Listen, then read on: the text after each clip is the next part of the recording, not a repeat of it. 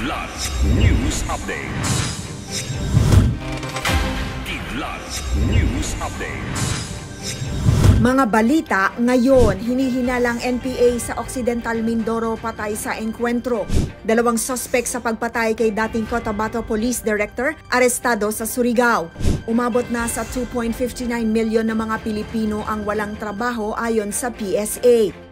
Ako po si Cesar Soriano para ihatid ang mga nangunang balita sa buong kapuluan ngayon. Patay ang hinihinalang kasapi ng New People's Army o NPA sa engkwentro laban sa tropa ng pamahalaan sa Barangay San Vicente, Roxas Occidental, Mindoro nitong Martes. Ayon sa 2nd Infantry Division, nagpapatrolya ang 203rd Infantry Brigade nang iulat ng mga residente ang presensya ng armadong grupo. Nagresulta ito sa 10 minutong palitan ng putok. Narecover ng mga sundalo ang isang M16 rifle, 2 magazine at isang medical kit mula sa pinangyarihan ng insidente. Wala namang naiulat na casualty sa panig ng militar habang nakatakas ang iba pang rebelde. Patuloy ang clearing operations upang tiyakin ang seguridad ng mga komunidad laban sa banta ng insurhensiya. Arestado ng mga operatiba ng Police Anti-Kidnapping Group Bangsamoro Region noong Martes ang 2 lalaki na sangkot umano sa pagpatay kay dating Cotabato City Police Director Colonel Romel Balkin noong 2022 matapos ang 3 taong pagtugis.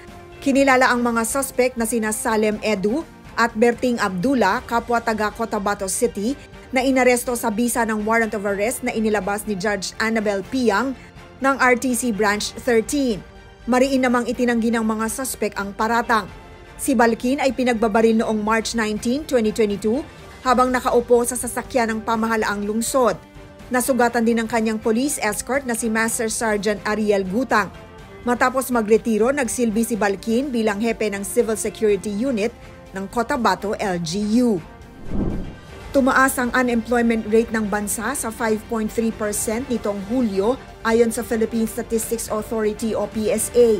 Ito ay mas mataas kumpara sa 3.7% noong Hunyo at 4.7% noong Hulyo 2024. Ibig sabihin, aabot sa 2.59 milyon na mga Pilipino ang walang trabaho, higit sa 1.95 milyon noong Hunyo at 2.38 milyon noong kaparehong buwan ng nakaraang taon.